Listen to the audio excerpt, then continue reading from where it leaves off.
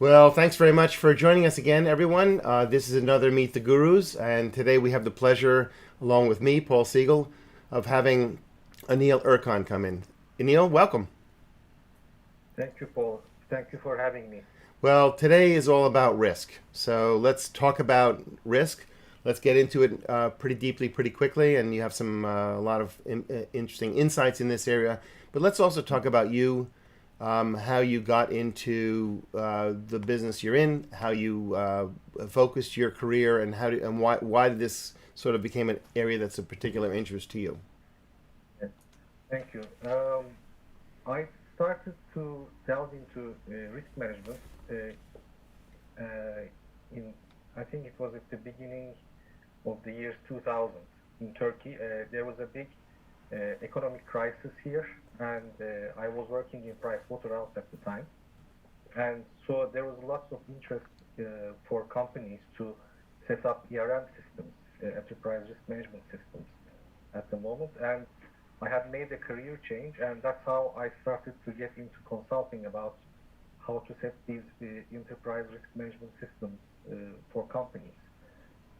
And thereafter, just caught on, and I continued until today. I'm also working together. I'm also working as a executive coach, and so I'm really able to see how leaders react for decisions, risk taking, and how they manage companies as a whole. So this whole area of risk has many meanings, particularly in a financial institution where there's regulatory issues, there's compliance, obviously, as well. And it certainly does flow beyond the borders of a financial institution to obviously any service provider to them. If you're technology or an operations support or services business that works with a financial institution, most assuredly you're going to be responsible or involved in their compliance issues. So when you think of risk, what I mean, it's a big field. I mean, we can sort of using buzzwords like operational risk and others. But what is risk? What is it really at the end of the day? Yeah, so it's a very good question, and it actually has a very simple answer, but an answer that needs to be dissected, let's say. Because if you look at the certain standards, like the ISO standard or COSO standard, it will always tie it into objectives, uh, which is which is obviously correct. I mean, risk is managing uncertainty according to your objectives. Um, but one thing that we have to underline, and I think, is the event part of things, because generally this is disregarded. The main factor for managing risk is to imagine it together with an event. There has to be an event to have a risk uh, happening, Hmm. and so it, Well, people let's are trying so to manage risks, not taking into consideration the event, which complicates things a lot. so let's use an example. So my risk profile of jumping into the water off a 20 or a 40 foot, a 20 foot I've done, but 40 foot I haven't done, might be my profile is very different than yours or some 18-year-old guy or gal who just jumps off, willingly and has no second thought about it. But also, my objective in this case might be to have fun. But what if my objective was to run away from a fleeing fire? Right? Let's say there's a fire in a forest fire, and we're on the west coast here. Behind me, that's a very different objective, right? I mean, those are simple examples just came to mind. I'm sure we can come up with Mhm. others. So Yeah. it's a good point. You have there's an event, right? In this case, it was an event that just happened or was happening. Mhm, mhm. Yeah. So I think we should maybe, I think we should delve into it a bit differently, because in your example, I think there is a small something we have to consider, that there is a crisis, there's an emergency. So when there is an emergency, it's not so much the objective or the goals anymore. For example, when we are talking about business continuity management, it's not the business goals anymore that's important. It's to preserve the assets and to preserve the business continuity of things. But let's give another example that's more from day to day life, like having a car accident. Mm-hmm. Uh, it doesn't matter if we are a very, very good driver or very bad driver. Of course, there is an effect on how much of the probability that we will have an accident. But even if we are a very good driver, we could still have an accident. Of course. Yeah, and the objective was to get somewhere, right? And the Right. accident will hinder that objective actually. Right. So the more, even though if we try to control this, there are certain external factors that might come into play that will prevent this from happening. So you could take driving courses, you could practice in parking lots, and try to increase the level of the quality of your driving. Right. But still, if there is someone that is just passing the red light, they will still come and hit you. Right. So, Right. so Also, this is where risk management becomes interesting. right. Also, what I mean, I guess the example I would have used, if you use mine, is more of a not is risk taking in terms of speculation. So in the financial markets, often derivatives, options, futures, forwards, all these esoteric financial instruments can be used in multiple ways. One can be used because you're a speculator. You believe the market's going up or down, or interest rates or currencies are changing in a certain way, and versus the ones that have to hedge the risk. Like you bought something, I use this example often. You bought a boat in the United States, you bought a boat from Holland, and it's going to take them 2 years to build it or 3 years to build it, and you need to make progress payments over a period of months. Well, you don't know what the currency changes are going to be, and you don't want, you decided the boat was going to cost X, you agreed it with X, but it may cost much more if the currency moves against you. So that's a hedge. That would be an example of a hedge. So in the case of risk and management, how does management, do you think of risk differently?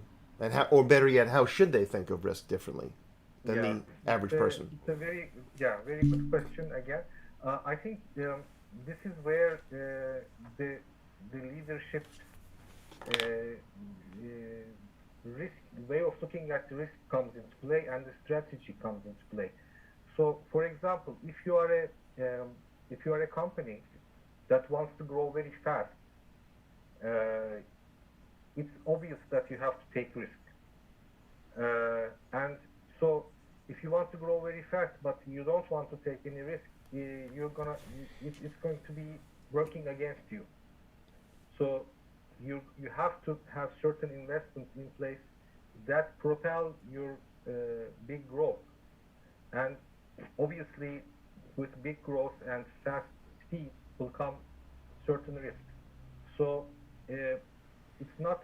It has to tie into strategy, and that's how good leaders will look at it. Good leaders will not look at risk in terms of how they perceive risk, but how the company and the shareholders and the board sees the risk as.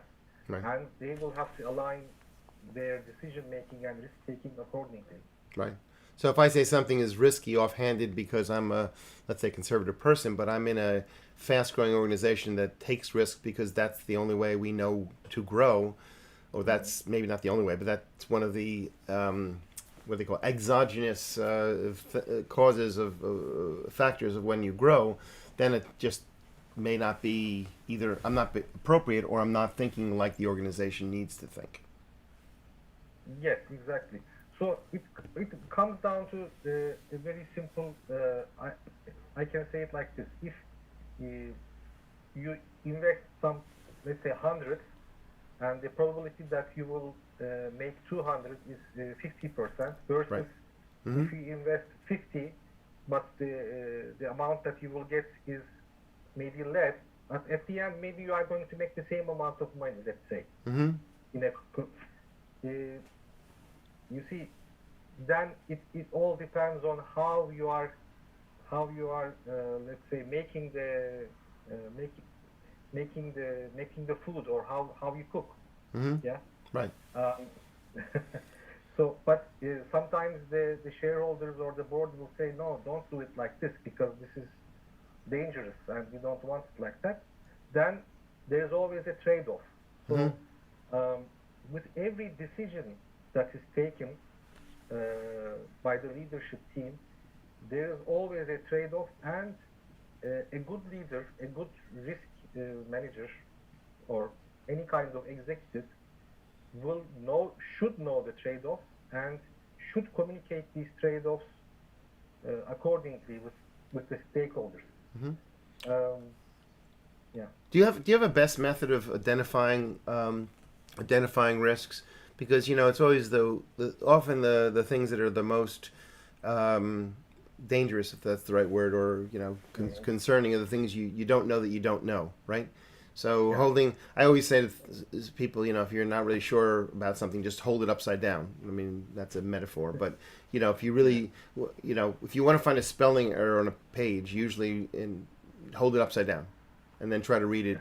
that way, and you'll see that, wow, that's something that's wrong about that. So what's the best way, and maybe you can even characterize this by types of organizations or types of problems. Is there a Yeah. best way to identify the risks and either brainstorm them or put them into Yeah. buckets, sort of both first the identification and then putting them into the buckets? How do you Yeah. go about doing that? What do you think? What's the Um, appropriate best way? the yeah. The best way is to do it both internally and externally. Because what do I mean by internal and external? Internally, uh, I prefer to do it from top to bottom. So I would first go to the board or to the senior management and discuss all the risks that of their strategy and the risks that they perceive. But obviously, they might not be able to see everything. So I would go to outside experts as well and try to get their inputs and mesh them together. Um, but theoretically or academically, there is also other ways. I mean, like you can do it from bottom up as well, but at the end of the day, it has to tie into the strategy anyway. And from bottom to top, it takes a long time. So and companies don't have this luxury anymore. Hmm. I mean, before in 20 years ago, it was maybe doable, but these days everything is so fast. It's too much of a luxury to do it from.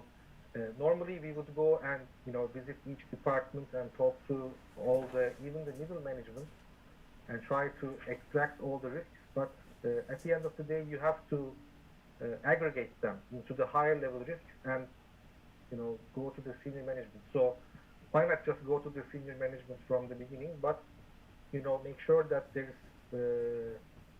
that the external parties are also have good information. Because if the market is going somewhere else and the company is thinking that it's not going in that direction, Hmm. then this has to be discussed. Right. So what is it's often there's all sorts of uh, models you can build, whether it's in Excel or otherwise, that will help you evaluate, weigh, and scale. And sometimes even if you use random numbers, for example, if you use a spreadsheet and you use a random number, and you can use in Excel random from X to Y, so from 5 to Yeah. 100 or whatever those are. Sometimes it seems to me, you kind of get the average, meaning it's like the joke is how I've forgotten who this is, a statistician. If you ask a statistician how they're feeling, well, I've got my feet in the oven and my head in the freezer, but on average I'm feeling fine, right?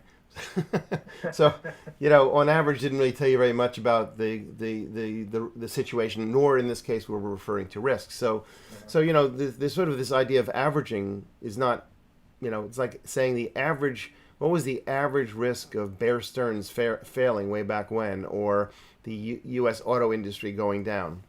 Well, it may be in a lower number, but that was not acceptable.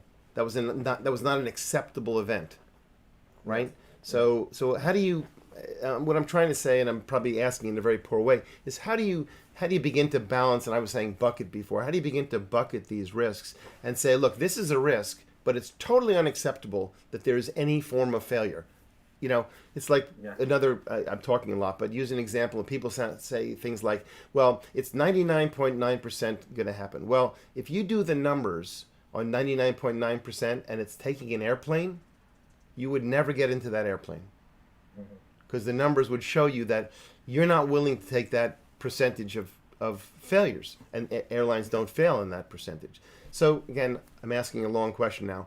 How No, it's do okay. you bucket, and how do you decide how to maybe manage or mitigate those risks, if there is Yeah. such a methodology. Yes, it depends on the risk.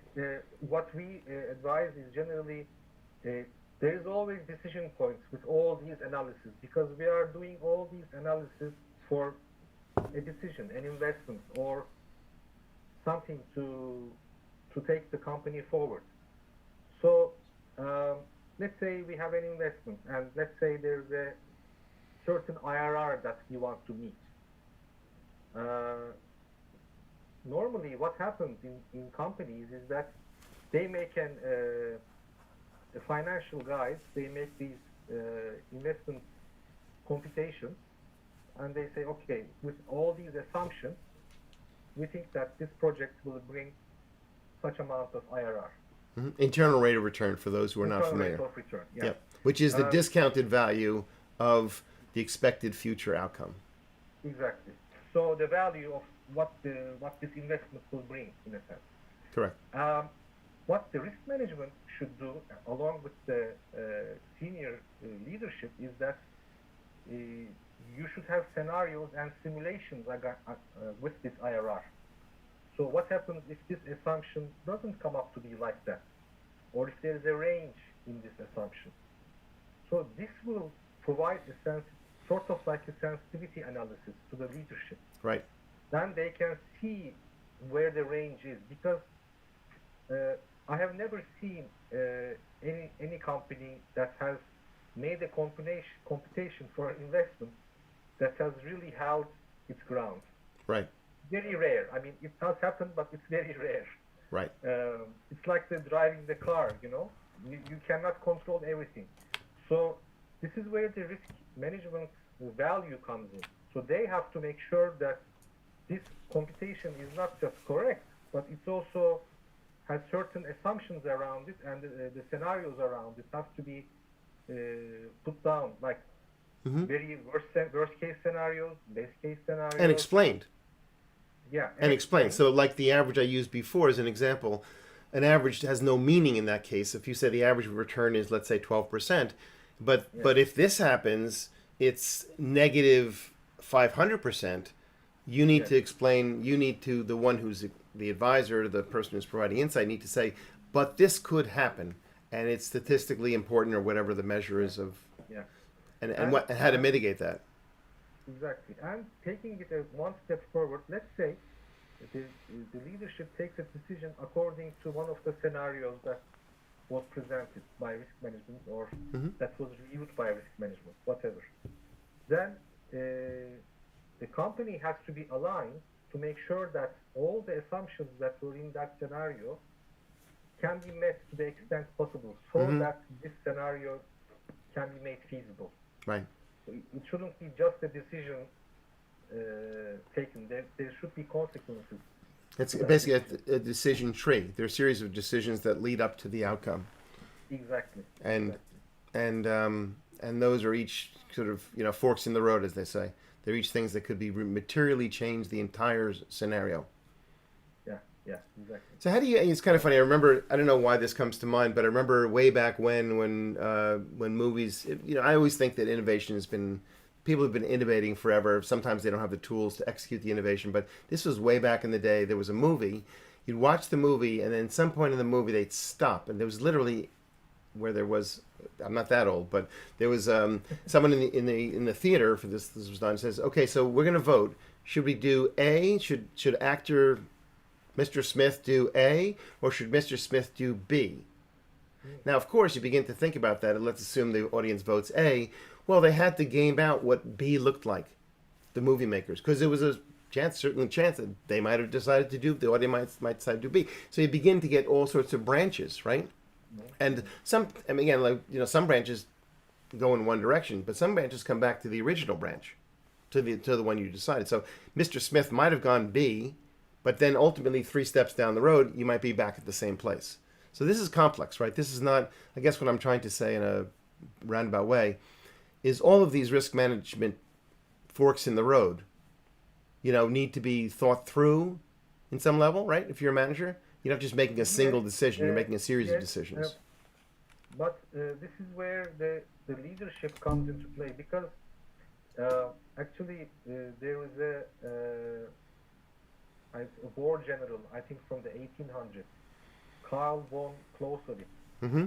and he's saying that a strategy is viable until the battle begins. Right. So once the battle begins, anything can change. Right.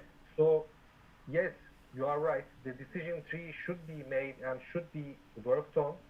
But once the investment is made or the decision is made, and we are starting to get certain data coming in related to this decision or investment, whatever Right. the case is, Mm-hmm. the leadership has to make sure that they are able to drive the situation according to what's going on. Mm-hmm. Now, the problem since I don't know when, since even 20, 30 years, since I've been in risk management, everybody wants to keep the decision at the expected outcome. Right. It's not always possible, and to push it towards that, of course, you should do whatever you can, but there will be a point where you have to make even tougher decisions just to maybe make sure that you don't lose money, but maybe make less than what you expected. Mm. And this is where the awareness of the leader and the decision making and the leadership strength comes into play. Mm-hmm. Because up to that point, up to the decision level, it's all calculations and assumptions, and it's just preparation. Right. But if we use again use it as a war, as similar to a war, this decision making, Right. then that's where the war begins. And wars are messy. Yeah. No, it's like decision making is messy. So in some ways, is it best then at the beginning to say, if you're a decision maker, yeah, here's using numbers just as an example. Here's our target outcome, but I will accept an outcome from using 12% as just an example. Mm-hmm. I'll accept an assumption of maybe on the low. Maybe you're risk averse and you're upside. You're optimistic for upside. So you say, I'll accept 11.5% or 10%, and anything above 13%, do this, meaning lower. Like in the financial market, you might say, look, we're going to take off a hedge, right? So you'll take off a hedge because you just are pretty certain it's going in this direction, and it's costing you money to keep that hedge in place. Yeah. So you might then, as you said, the war is on. The activity is ongoing, and you now need to pivot. You need to change but you establish parameters at the beginning, right? Is that fair? Yes, that's fair, and this is what we call also the risk response. It's not technically a risk response in the academic sense, because risk response is exactly what you do when the risk happens. So, but it could be anywhere in the battle. It could be anywhere in the war it happens. So you cannot maybe define all of the possibilities, but you should have a sense. The leader should have a sense of what's going on in the battlefield and how to shift things. Even if you are going to lose it, you have to lose the battle with minimum losses. Right. And you have to be able to explain it, because there are the shareholders and other people that are going to ask you what happened. Right. And the thing is, actually, I think a lot of people think of as, many people who are less experienced, I would say, think of as leadership as, sort of standing in the front and having a big vision. And often it's standing in behind, if not most of the time, standing behind and watching what's happening in order to guide the vessel, meaning also balance the risks, if we head in this direction or not. So, could you, without naming any company names, what was the most interesting sort of life experience you've had in terms of, risk management among leadership? What's the sort of what I call often the aha moment? You said, wow, this is a demonstration, like an object lesson. This is a great object lesson for such and such. Do you have one that comes to mind? Yes, there was an investment made, and we were all thinking that we would continue to, to calculate and crunch the numbers and, look at it from this way, look at it from this angle. And the leadership just said, okay, we are moving and we are taking the risk. And this is when I go into understanding risk and looking at decision making and risk together, because initially when I started my career, it was just risk management for me. And in time, I converged the decision making and risk together. And why is this important? Because, as I said, the war is up to the decision, it's a preparation. Mm-hmm. But you must take the decision to go to war, which is taking action. And what generally some good leaders also fail in, not successful leaders, but good leaders fail in, is they take action too slowly. Mm-hmm. Or they have the 80%, like successful leaders make their decisions and take action with just 80% of the information. Mm-hmm. They don't strive for the 100%. Right. Because Right. they will either be too late, maybe somebody else will come in, Mm. the factors will change, the Mm-hmm. environment will change. So, but to know that you are at 80%, that's the success area actually. Because you cannot Right. exactly know that you are at 80%. You have to have that experience and the ability to perceive these certain signals Mm-hmm. and then go ahead. So making that investment in one of the companies that I was working, it was everybody was so surprised and it was a big success. Right. But a big risk was taken, yes.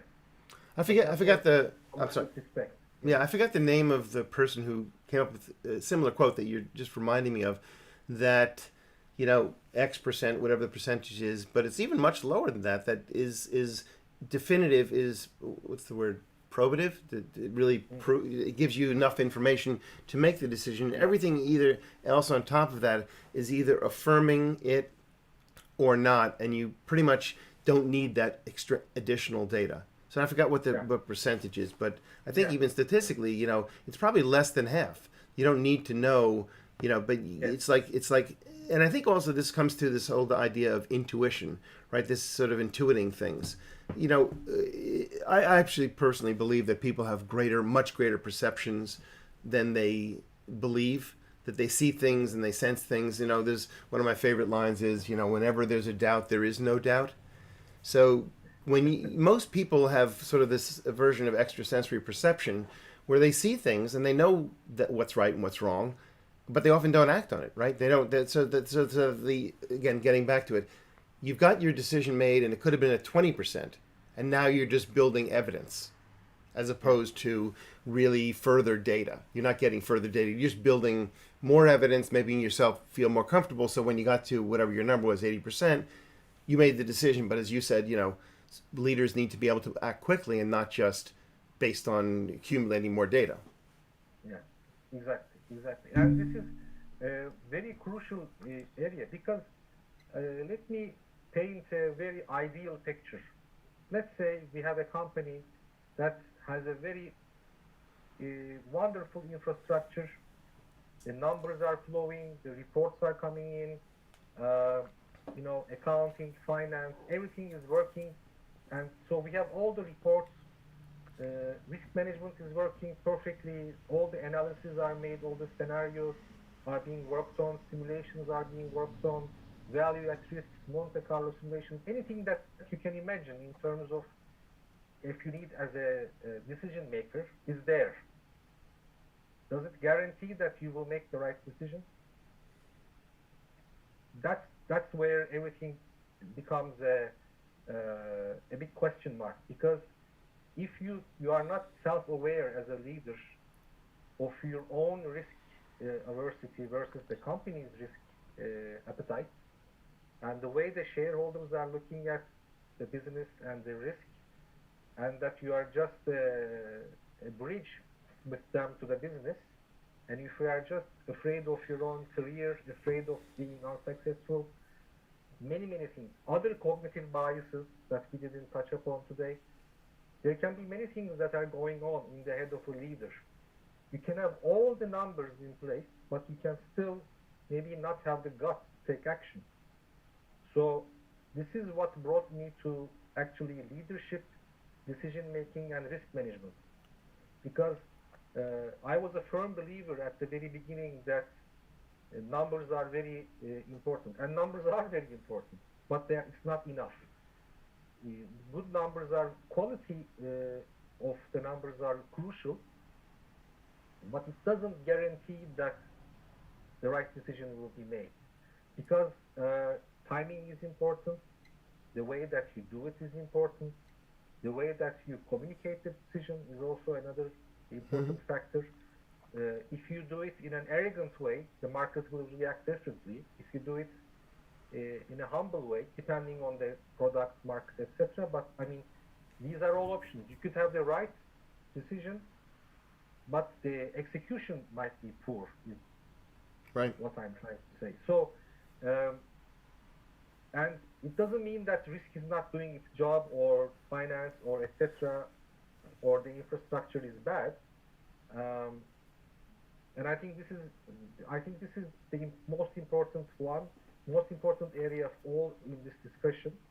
And another maybe area that I can delve into, just hopping on from here, is how do you? I think this is one of the most questions that I get. Like, how do you know if you made the right decision? So this is not just a question for leaders for companies. I think it's a question for all of us. Right. And there's a person, Carl Spassel is his name, and I like his. He has a very good book about this. Mm-hmm. And so there are certain factors that you have to look at when you make a decision, which also explains how this ties into risk management. For example, he says that you need healthy information, you need to frame the problem or frame the decision properly. You have to know the trade-offs that this decision will bring you, Mm-hmm. and you have to be at peace with these trade-offs. Mm. And I think which is very, very crucial. You have to have sound reasoning, not just for the sole leader, but for the whole management. So sound reasoning has to be made. One of the items, commitment to action, we just discussed the commitment to action. And you have to have alternatives and choices. Right. Because if you have only one choice, you are not making a decision, actually. Right. There's a saying, if you ever go to a Chinese food restaurant, I would say, quote unquote, a real Chinese food restaurant, they give you one more fortune cookie than the number of people at the table, because the last person did not have a choice.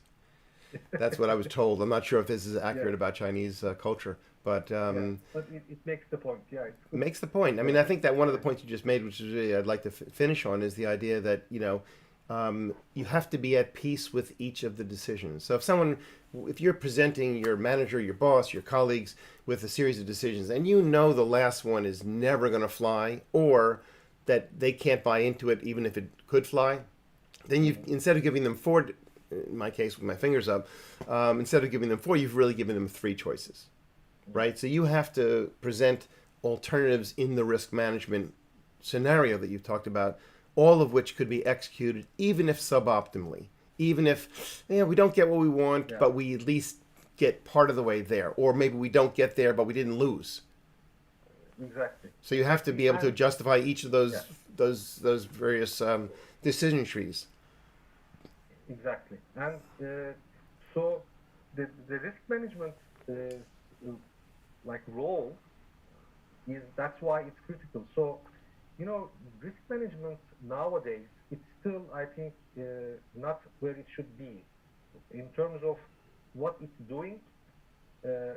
I'm talking for non-financial companies, by the way. I think financial companies are doing this better, especially banks, etc. But especially non-financial, like production companies, etc., etc. I mean, risk management is focusing primarily on developing risk management frameworks, conducting basic risk assessments, preparing risk reports, but these are all coming in behind. They are not addressing the current situation that the senior management is trying to handle. Right. They are all generally related to the past, or maybe to the very near past, but still it's past. Right. So this is why risk management becomes more of a burden to senior management. Right. And like the risk management is doing all these workshops and trying to assess and identify these risks, but actually they should be looking at the risk analysis in terms of decisions to be made. Right. It's very interesting. It's very interesting you say that, but that is probably it in a nutshell. Where at the end of the day, risk. It could be, no one ever says risk reward management in terms of a risk department, but it is that. It's decision making. It's a decision. It's a support structure to decisions, and it needs to be forward looking. Yes, exactly. It should be forward looking, and it should take off some of the weight of the shoulders of the leadership, and help them in assessing the situation. Not just, it doesn't have to be just risk, but the decision itself. Like, what are we doing? What will this decision bring? What am I giving up? Not in terms of what am I losing. What am I giving up when I take this choice? Mm-hmm. So how will it affect the company in terms of its strategy, in terms of how it will look, Right. according to the public, etc. There's lots of dimensions, and the coordination should be done by the risk management as such. But it's long. They say it's lonely at the top, so you have to be really helping the guys at the top. Right. And they really need it. Yeah. Yeah. Anil, thank you very much for taking the time. We really appreciate it today, and hope to see you again on another Meet the Gurus. Thank you for having me, Paul. Thank you very much.